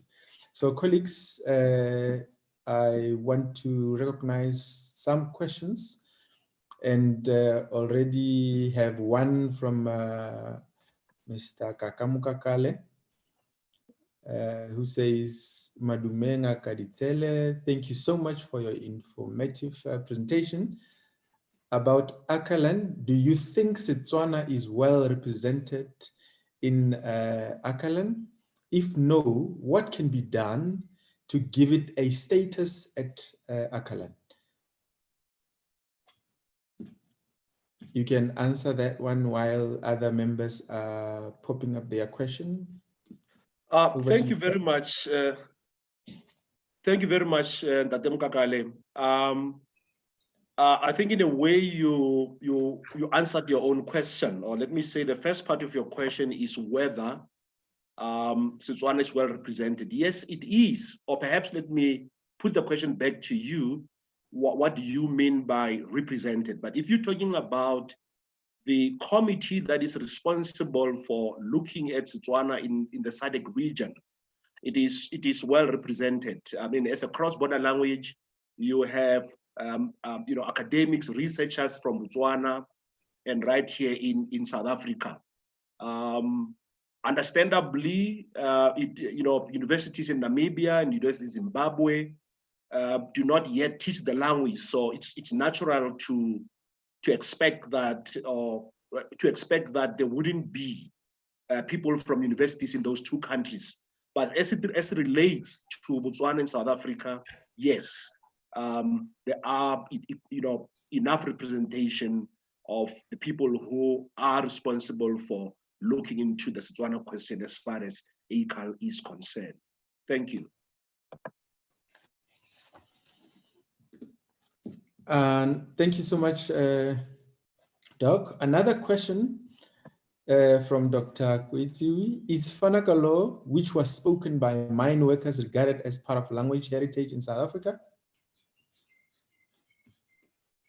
I would say yes. I would say yes, it should be celebrated. I'm aware that it was discontinued, or there were people in certain quarters who said that it shouldn't be celebrated as much as it should. But if you go with my definition of language heritage of Africa, it does qualify. Whether we should celebrate it or not, I would say it should, even though it is the politics around why it was created and for who it was created. That aside, it's a language that was created right here in South Africa. Thank you. Great. Thank you so much, Doc. Another comment from Prof. Mernanel. Thank you for a very good presentation, which is addressing a critical issue around human rights as well. Doc, one of the questions that is now in line with the first presentation on diversifying knowledges, when Dr. Chabalala mentioned the types of knowledges from an African perspective, because we have indigenous knowledge as well. How do we diversify knowledges, not necessarily language only, but looking into other forms of translating African text into English and Afrikaans? And one example is given by Saul Plaatje's text that gives us a bit of history and philosophy, just to do away with a unidirectional approach. I'm not sure if you got that one. And maybe yeah, I got the question. Also can weigh in on this one, on diversifying knowledges. Thank you. Well, let me have the first bite.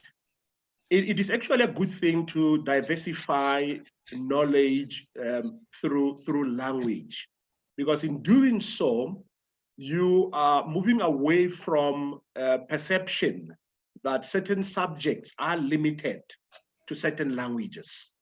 In other words, it is impossible to teach, the Setswana in another language. It is possible to teach Setswana in isiZulu or in French.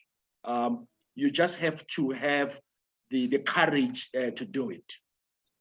I would allow Dr. Chabala to also have his take.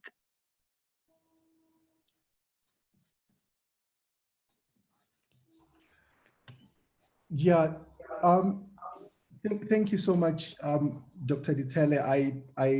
I'm really feeling very inspired by what you shared, and I feel I resonate with those who say that language is the DNA, coming from the scientific perspective. Language is the DNA of any culture, that there is no way in which we can fully appreciate a culture or tradition without fully understanding its language.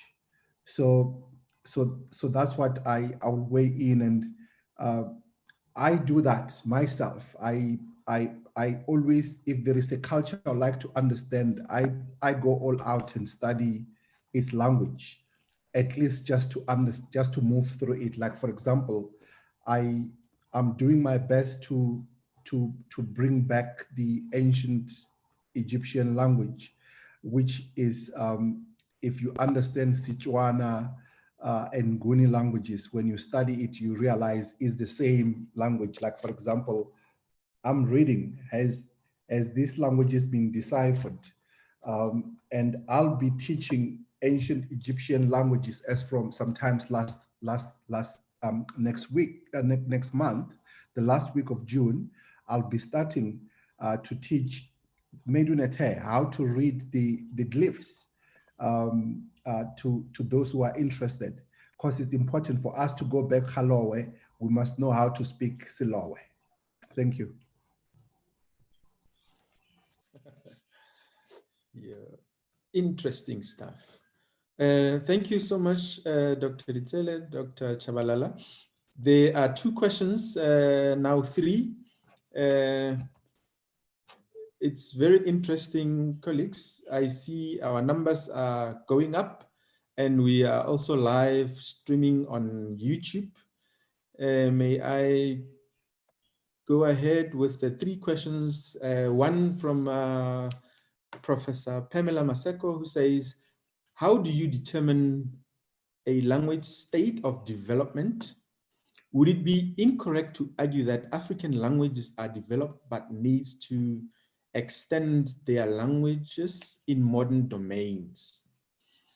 She continues to say, this question is in relation to an issue of epistemic erasure, where our thinking is still influenced by the colonial project of erasure, where Africa is never not enough. If you've captured that, allow me to mention another one from Prof. Mernanel, who says, Dr. Ritsele, how do you feel about mother tongue education throughout school years? Does an educational bilingual approach where English is learned additionally, but still sufficiently to learn in higher education institution level and to use as language of business? I have the last one from Mr. Benji Kharotilele, who says, Madumenga Kaditsele, do you think that the reason why parents are not partaking on debates to influence decisions on language policies is because of the language used in SGB's meetings, especially, in SGB meetings? I think that's that. If you have captured the three, please go ahead to answer. Yeah, thank you very much. Let me start with the second one, the one asked by Professor Nell. How do I feel about mother tongue education? Positively, in my talk, I mentioned that we have learners who throughout their lives struggle in education. They don't struggle because they're not intelligent. They struggle because they are taught in a language that is not spoken in the environment. And I even equated some second languages to foreign language. It's a foreign language. We may argue that a language like English is all over our TVs.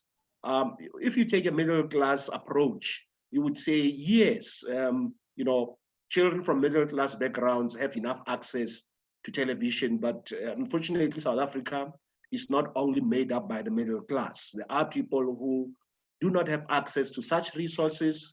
So despite English being all over, all around us, it is not so for people in other, socioeconomic classes. The second part of my question, my answer would be, yes, it's worth a try. It's worth a pilot, especially in the foundation phase. If you read the language in education policy carefully, it advocates for the use of African languages in education, especially in the lower levels. So do I think that that is feasible throughout the years? Maybe not, but we have to start somewhere. If we start in the foundation phase, give it a try for about 10 years, identify the gaps, fill them. After 10 years, we can then stop and say, how far do we take this? So mother tongue education, yes, it has a place in South Africa, and it will make, it will allow many, people to, find their footing in education. With regards to the question from Dr. Benjamin Puti, about the reasons why parents do not participate in debates. Well, at the moment, we have to start somewhere. At the current, at the moment, English is the de facto sole official language.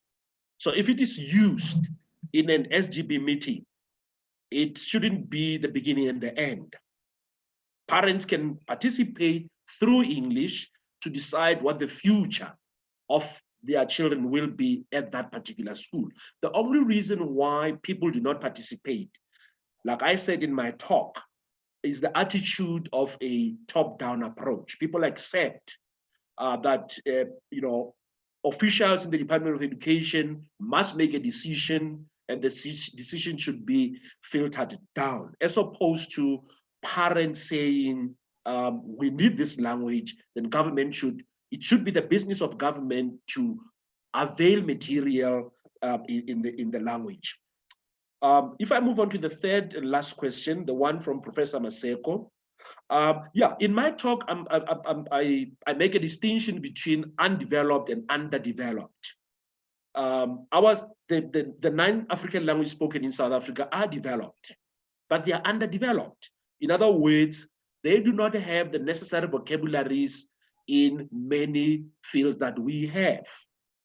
Not so long ago, I spoke to a friend of mine whose children are, they enroll at a private school.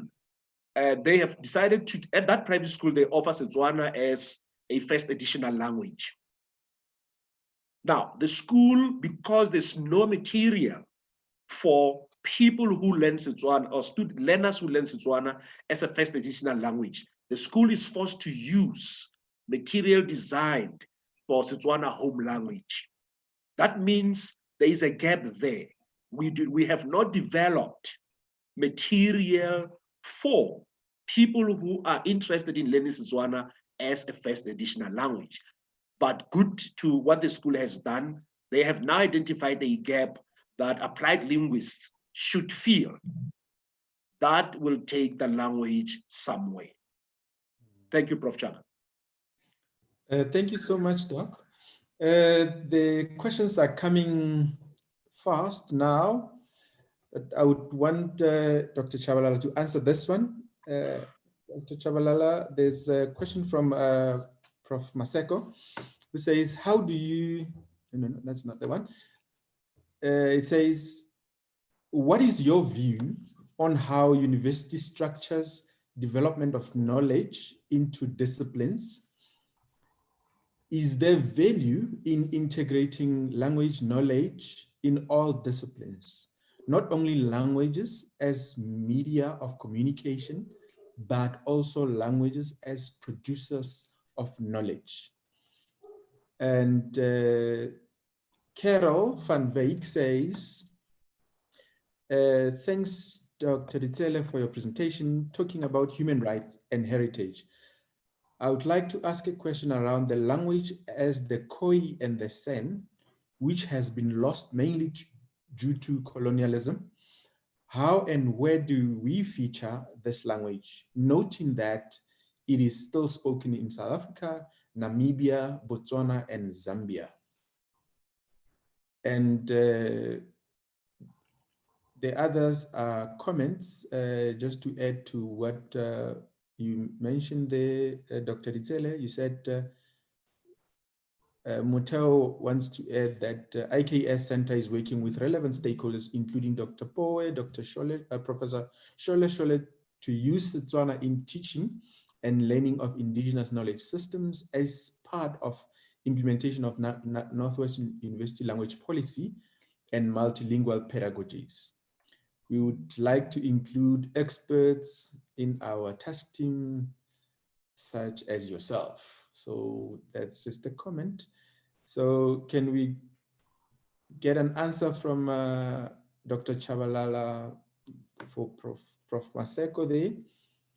And then we get to Dr. Ditsele for the other questions. There is a question which Dr. Ditsele asked. Which of the developing countries we know that use a foreign language? Which one? Germany, Japan, China is way advanced currently. What languages do they use in teaching physics, mathematics, biology, business, economics, accounting, politics? I'm a little bit fortunate in that I studied in Japan, I studied in China. I managed to have friends from all these developing countries. And besides those who are coming from England and the Americas, most of them even struggle to communicate in English, yet they are amazing. They are amazing scientists. Why? Because they studied in their own languages. So as Dr. Ditsele said, our languages are just not developed, but they are underdeveloped when it comes to maybe some of the lexicons, academic lexicons that we need to use.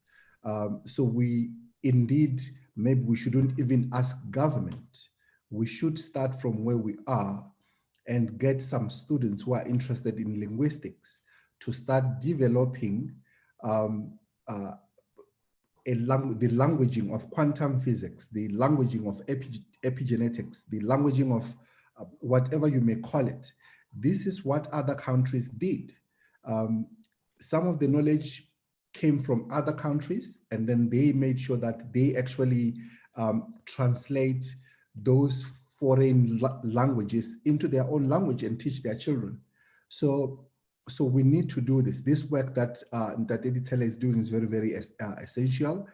And academia, linguists need to come together and then start developing these languages for appropriate use. Not only developing language for the sake of language. Yes, as means of freedom, as you said, freedom of expression and all those, but from the point of view of being free to express and self-determined, then we can be innovative. I visited a friend in Mozambique and I was talking to their father, and this elder was saying that, you know, they asked their government to start using Shichopi and Shitswa and Shironga. These are some of the languages which are related to what we call Tsonga and Shangaan here.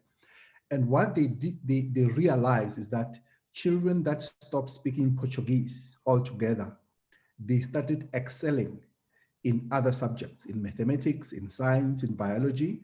And now that model is being taken from a simple community-based project in a small school, now is being elevated to a district and to a province, and they are thinking of then making sure that even these so-called science languages are taught in local languages, because they demonstrated that if you teach a child mathematics in their own language, then they improve in other languages as well. So my take is that, yes, we don't have to apologize. We don't have to wait for anyone. Those of us who are passionate and who see the vision, the benefits of using our own languages to develop knowledge, let's do it. And the BIKS at your university or at Univen and other universities that are taking up to this Bachelor of Indigenous Knowledge Systems, that's the space to start, because already we've started with other things as well. Thank you.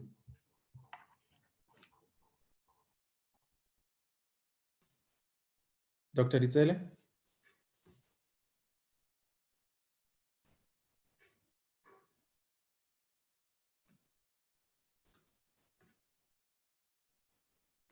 Over to you, Dr. Rizele.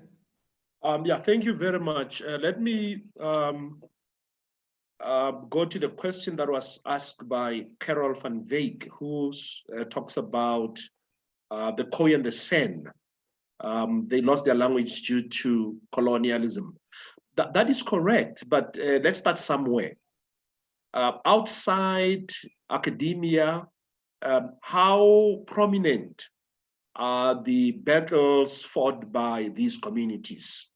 I'm reminded of the leaders of the Khoi and the San leaders who camped outside the Union buildings for many days, days on end, demanding an audience with the presidency. They were aggrieved that as the first people or the first nation of South Africa, of Southern Africa, they were not recognized enough. Now, how much, I mean, if you didn't take a particular interest in pursuing, the plight, the media did not, cover them adequately. It was just, in passing, as opposed to, perhaps doing a full documentary on what the issues are. Now, that symbolizes perhaps attitude from, let's say, editor-in-chiefs at different media houses. This is an issue, but it's not such a big issue. Of course, it's a big issue if we look at human rights. What should happen, ideally, is to have the speakers of this language, as they've already done, across the different countries in SADC to unite, to be one unit, as opposed to the speakers in Namibia trying to fight their battle there, speakers in Botswana trying to fight their battle there, the speakers in South Africa trying to fight the battle there. Working in silos might not, put or shed a lot of light on the plight of these languages. Yes, they need to be developed. Society needs to know about them. And there's nothing stopping us or stopping South Africa from developing them beyond just having Ika, which is the famous land that we know. I think the other, thank you for that question, Carol. The other one is, the others, Dr. Chaka, they are just, I think the one from Benjamin, it's just a comment, is not I've addressed it already, the one on Model C schools, or former Model C schools. Thanks, Prof. Chaka. Right. Allow me to sneak this one before we go to our last part of our program, where we will be calling a poet to give us something there. There's one comment from Naomi Taukubong and one from Nolubabalo that says, in order for language to be developed, it has to be spoken and used in academic spaces. So waiting for languages to be fully developed before being used will not work. And the second one from Naomi is, thank you so much for the great presentation.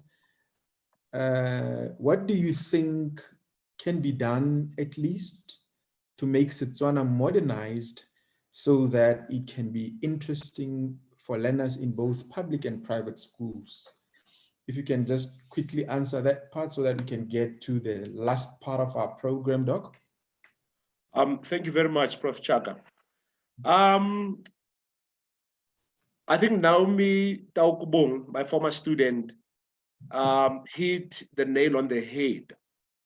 A language has to be used for it to develop. If it's not spoken, if people don't speak it enough, it will remain in certain spaces and not in the main spaces. And I'll use the example that I've used in one other talk that I've given in the past, where I compared the class of 1976 and the class of 2015.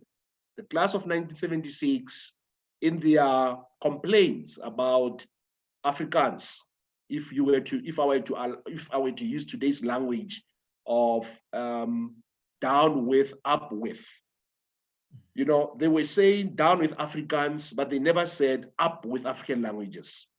In other words, the narrative was limited to English or Afrikaans. Now, if you compare that class of 1976 with the class of 2015, at my other alma mater in Stellenbosch, there was a very robust movement that that didn't, when they were more to say open up education and give us English. They did not talk a lot about the development of Xhosa.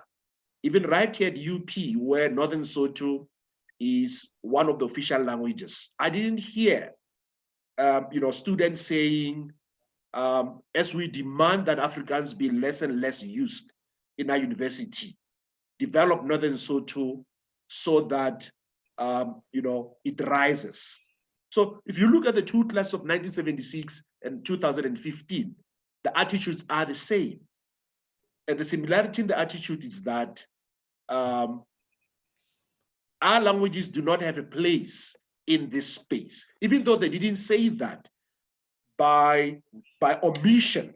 That was the messaging. The messaging was, we want English because it belongs in the corridors of learning. Our languages do not.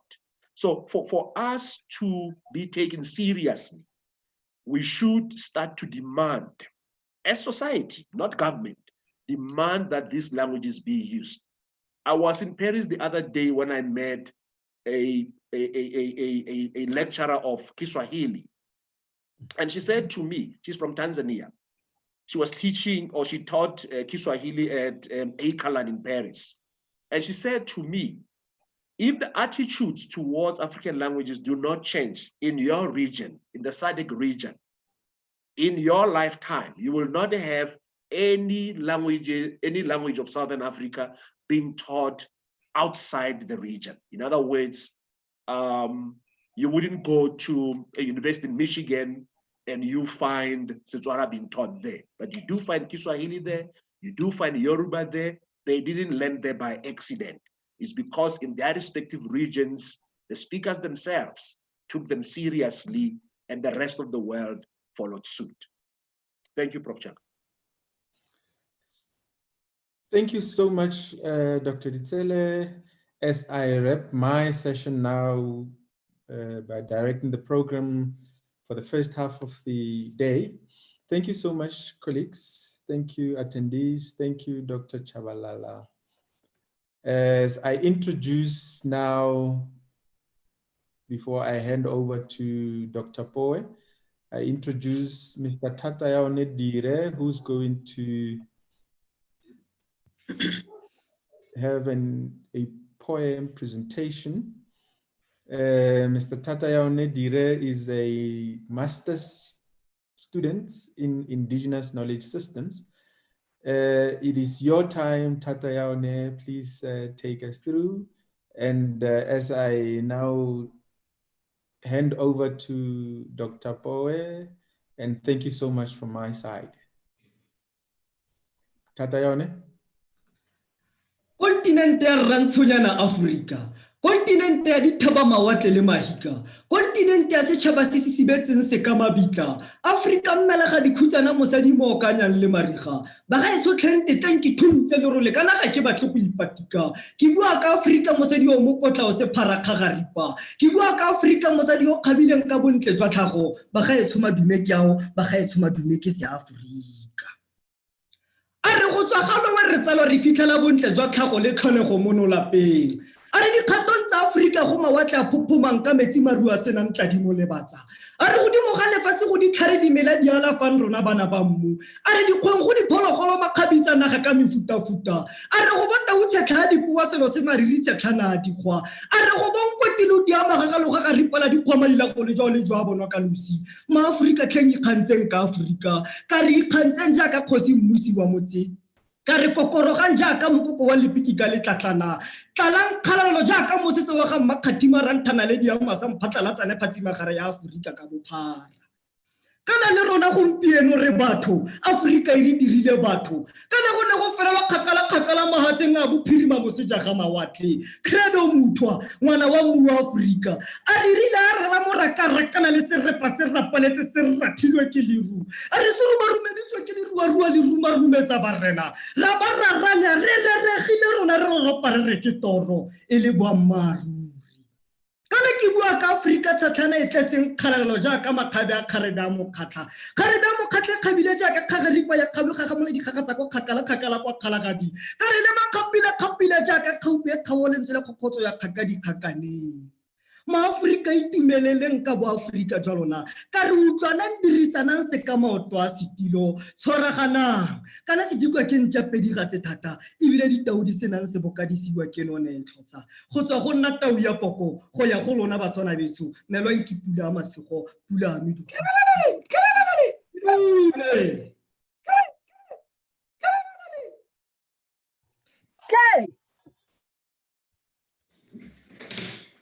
Ya leboga thata ya ona o re beile mo Afrika pelo ya ka kutlwa e phophoma. Thank you very much, my son.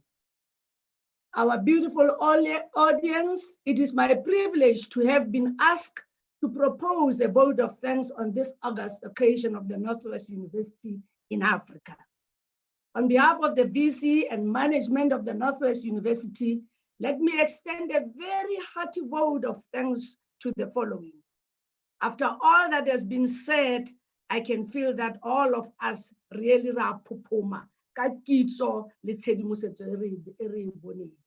I must mention our deep sense of appreciation to Prof. Dan Kwadi in absentia for hosting us today in commemorating this day, Africa Day on the African soil here at the Northwest University. Prof. Kwadi had to leave for another engagement because as VC, he has to be involved in many things under the prevailing circumstances. And I would like to hint in his introduction when he was talking about Halowe. And I was so excited to learn from you, Dr. Chabalala, that Halowe is everywhere. There is Tehuti, there is Halowe from us in Huluti. So Africans, if you can remember where we come from, this commemoration will be about being happy about where we are and not complaining. And Professor Kwadi, I assure you, and through Bommekoni, Dr. Warren, and Dr. Ntlantla, that next time, let us extend our hand to our sister campuses so that we celebrate and commemorate this together as Africans and not as a campus nor a section in Mafeking. My sincere acknowledgement again to Dr. Chabalala from the Department of Science and Innovation for his presentation on the traditional medicine and COVID-19, the insights, the experiences, challenges, and prospects, I beg your pardon. And thank you for having contributed in the development of our IK program. I would also want to hint what I've learned from you today, and I would love to also to let it share with our audience that let our food be our medicine and let our medicine be our food. Because if you can remember what we used to eat when we grow the muroho, the ratsuru that we are queuing in the shop buying now as Sir Lemoon, trying to protect ourselves under the circumstances. Those has been our staple food. And should we continue doing that, eating our orange, our ratsuru, I don't want to call it Sir Lemoon, that Chabalala, we hear you and I am very pleased about that. My sincere, again, I feel I'm indebted, let me say, to the Northwest University, to Dr. Ditsele. Le tswa diatleng tsa Lefapha la Setswana, la Seesimane, le tsa Tlhaeletsano, Professor Chaka, and Professor Maseko, and Professor Kwadi, that re anyisitse ka nnete that today we have our own sitting on our platform. Yaka buile are ngweng o tlotlega gabo. That's where he feels more proud about that. Our languages are our heritage, and it is upon us to see how best we preserve them for the coming generation, because it is through them that we are Africans in Africa. I may like to express our sincere appreciation again to Rete Toyaone for giving us this excellent rendition on Africa. That for me, I term it, he was talking from Buluta, from the depth of his heart when he talks about Africa, because we can see that that poem is not written anywhere. It comes from the heart, and that is how we do things as Africans. Thank you very much. I also wish to express my deepest gratitude to you, Professor Chaka, my Deputy Dean Teaching and Learning in Humanities. In the different faculties, now when we look into them in Setswana, we say in each and every faculty reside one aspect that make a university the whole. Like in the Faculty of Law, in the Faculty of Science and Indigenous whatever, in the humanities, Professor Chaka and Professor Maseko, I say, I thank you again, Prof. Chaka, for running and guiding this program as smoothly as you've done, and giving guidance to our audience, even if we are not seeing one another face to face. The fourth industrial revolution is allowing us to talk, looking at one face at a time. The most important thing is the message arrives at home. I'm also very appreciative to the Northwest University members and management of different units and faculties, staff, students present here today, the alumni, including you again, Dr. Ditsele, for gracing this occasion with your presence.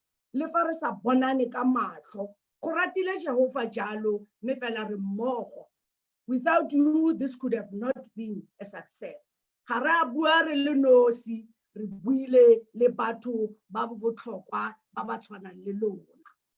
would continue to say, I would like to express again my sincere recognition to government officials, to the friends of the Northwest University, to our colleagues from other universities who have put aside all the hard work that they are busy with at the moment to switch on and be part of this presentation. We thank you for attending this event in this nature.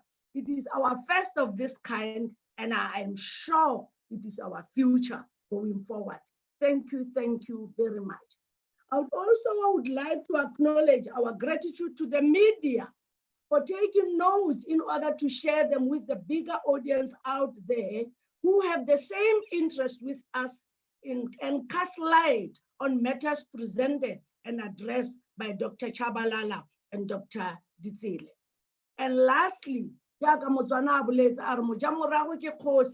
also extend my thanks to the following for their enormous cooperation in the organization of this event, which is the team consisting of colleagues from the Faculty of Humanities in the department that I'm in, the Department of Setswana, Faculty of Natural and Agricultural Science, Indigenous Knowledge System Center, Dr. Koitsiwi, for having brought us Dr. Chabalala to share the wealth of knowledge that we never thought we knew in as far as IKS is concerned.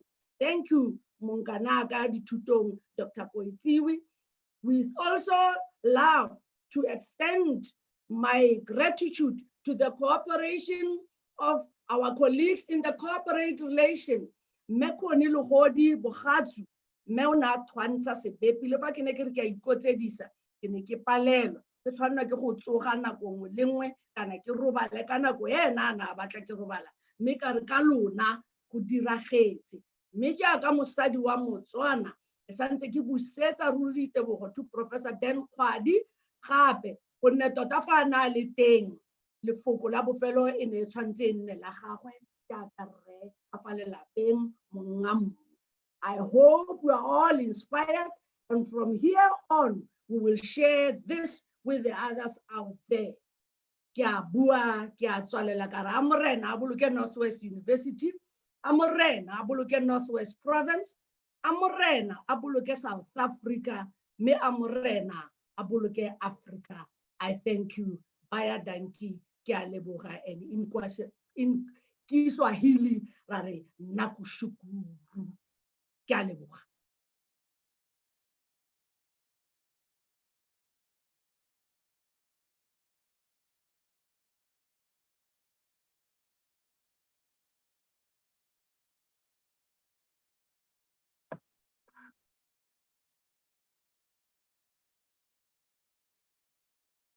You will have